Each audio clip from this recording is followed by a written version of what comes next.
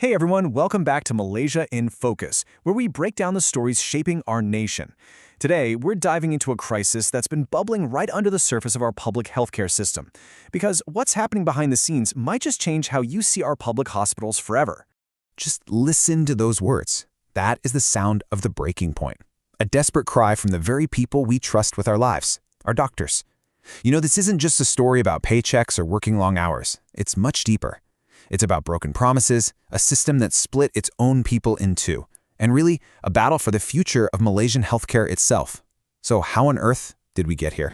To really get this, we got to rewind the clock a bit, back to 2016. The government had a pretty big problem on its hands. They had way more new medical graduates than they had permanent jobs for them. But the solution they came up with? Well, let's just say it ended up creating a massive new problem all on its own. And that solution was something called the contract system. On paper, it was supposed to be a temporary patch, a quick fix to get new doctors into the system to do their service. But that patch started to unravel fast, and it ended up creating this weird two-tiered system where you had two classes of doctors doing the exact same job, but living in completely different worlds. And this right here, this is where you really see the unfairness of it all. Just think about it. You have two doctors with the same skills working side by side saving lives. But one has a stable career, a clear path to becoming a specialist, and can actually get a loan to buy a house. The other? They're stuck. No clear future, blocked from specializing, fewer benefits, and a constant worry about whether they'll even have a job in a few years. It was a career dead end. And this timeline shows just how that promise of a future fell apart. Sure, the government made some small tweaks here and there, a little pay bump, but it was just papering over the cracks. I mean, just look at that number from May 2021. After 5 years, less than 4% of contract doctors were given permanent jobs. For more than 22,000 doctors, it felt like they'd hit a brick wall. The frustration was just building, and something had to give. If this breakdown is giving you a clearer picture, hit like and subscribe so you'll always stay ahead on Malaysia's biggest issues.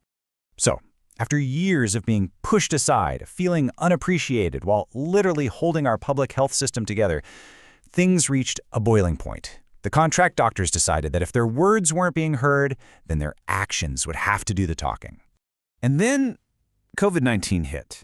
And remember how we all called them our heroes, our frontliners? They were putting their lives on the line every single day, facing burnout and stress that you and I can't even imagine. But behind all the clapping and the public praise, nothing changed for them. They were still treated like temporary staff with no job security. The hypocrisy was just too much to ignore. And that's when they decided to use a very powerful tool, something called a Hartal. Now, if you're not familiar with the term, a Hartal isn't just your average strike. It's a whole different level. It's about bringing things to a standstill, a coordinated shutdown to force the people in power to stop and finally pay attention. And on that day, that's exactly what they did. In a peaceful, organized walkout, doctors across the country stepped out of the hospitals. And it's really important to stress this. They made sure patients were safe. Duties were handed over. This was never about hurting patients. It was about sending a loud, clear message to the system that was hurting them. As you can imagine, the reaction was, well, it was all over the place. On one hand, you had tons of support, even from senior doctors, who saw it as a desperate but justified last resort. But on the other hand, you had critics saying it went against their oath as doctors, especially during a pandemic. And the government, they took a hard line, even threatening to punish the doctors involved. The battle lines were officially drawn.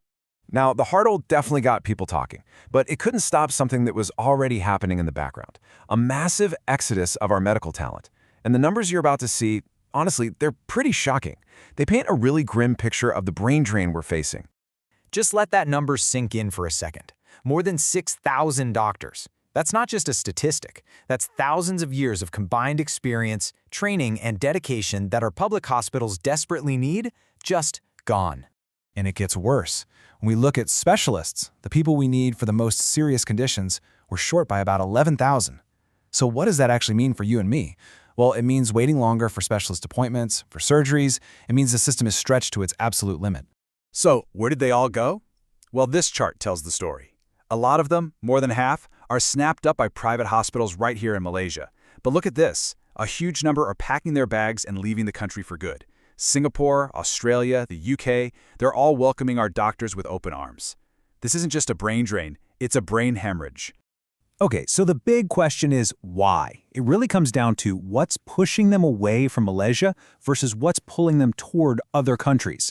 Here, they're pushed out by job insecurity, burnout from seeing maybe 100 patients a day, and a work culture that doesn't respect them. Over there, they're pulled in by clear career paths, better pay, and professional respect. For a lot of them, it's a no-brainer, isn't it?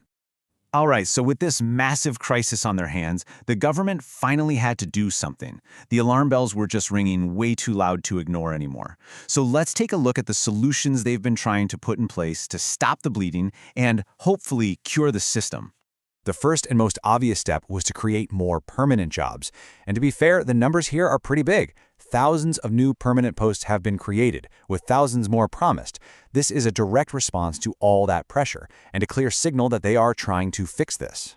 But, okay, giving people jobs is one thing. You also have to give them a path to grow, right? Especially to become specialists. For a long time, it was like there was one main highway to become a specialist, and then this other small, kind of unofficial side road called the parallel pathway. The big problem was that this side road wasn't officially recognized. So this new law basically paves that side road, making it a legitimate, official second highway for doctors to become the specialists we so desperately need.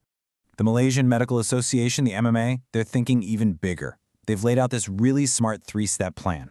First, people. Just fix the basics. Make all the contract doctors permanent, pay them fairly, and give them a real career. Second, process. Use a better, more transparent system to put doctors where we actually need them most. And third, technology. Let's use modern tools like AI to manage our healthcare workers properly. It's a roadmap to a system that actually works in the 21st century. Now, apart from all that, there's another new idea being tested, and this one's a bit different. It's an experiment that could change how our public hospitals operate, and more importantly, how they're funded. It's called Rakan KKM. The easiest way to think about it is like a premium economy seat on a plane, but for public hospitals. If you can afford to pay a little bit more, you get extra perks, like getting to choose your own specialist. The big idea is to bring more money into the hospital, which can then be used to improve services and give senior doctors a reason to stay in the public system. Now, if this sounds a bit familiar, you're right. We had an older system called FPP, or Full Paying Patient. But here's the key difference. Under the old system, that extra cash usually just went to the head specialist's pocket. With Rakan KKM, the plan is to share that money with the entire team, the nurses, the staff, everyone. And most importantly, that profit is supposed to go back into improving the hospital for everybody, not just the paying patients. But with all these big plans and changes, what's the reality on the ground right now? Well, the truth is, for many of us, the problem is still very real. People are still waiting hours just to see a doctor. Clinics are still short-staffed, with doctors seeing an insane number of patients every single day. It just goes to show you, fixing a problem this deep is going to take a long, long time. Thanks for watching. Join thousands of Malaysians who want clarity, not confusion. Tap like, hit subscribe, and let's keep making sense of this together. And all of this brings us to one final, really important question. We've seen them create more jobs, fix the specialist pathway, and try new ideas like Rakan KKM. But with all these new reforms, are we actually patching the leaks in our healthcare system for good? Or are we just building a fancier, more expensive bucket that's still going to leak? The health of our nation really depends on the answer.